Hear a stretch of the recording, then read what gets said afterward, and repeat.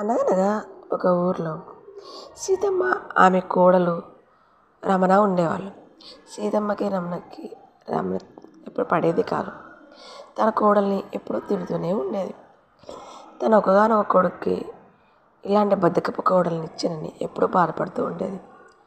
తను ఒకరోజు, నాన్న ఇక్కడ పనులు లేవు కాబట్టి నువ్వు పట్నం వెళ్ళి సంపాదించుకురా, మన కుటుంబం చాలా బీదస్థితిగా ఉంది అని చెప్తుంది. అప్పటికి భార్య వెళ్ళొద్దు అని అడ్డుకుంటుంది. అయినా సరే భార్య మాట వినకుండా తల్లి చెప్పినట్టు విని తను నగరానికి వస్తాడు. నగరంలో పని గురించి వెతుకుతూ ఉంటాడు. కానీ తనకి ఎక్కడో పని దొరకదు. ఒక కూరగాయల మార్కెట్కి వెళ్తాడు. అక్కడ ఒక యజమానిని చూసి, ఇక్కడ నాకు ఏదన్నా పని ఉంటే ఇప్పియండి అని అడుగుతాడు. తను నీకు ఏమి వచ్చు అంటాడు. కాదండి, నేను చేస్తాను, మీరు ఎలాంటి పని చెప్పినా అంటాడు.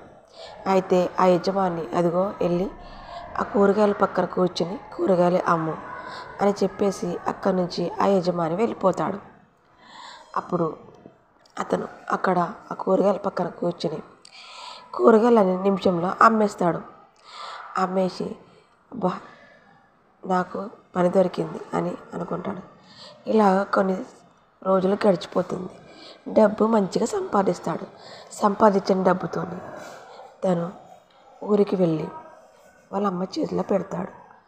పెట్టి అమ్మ నాకు వచ్చిన సంపాదన ఇది అని చెప్పి అంటాడు. తను అలాగా గొప్పవాడు అవుతాడు తల్లి మాటలకి.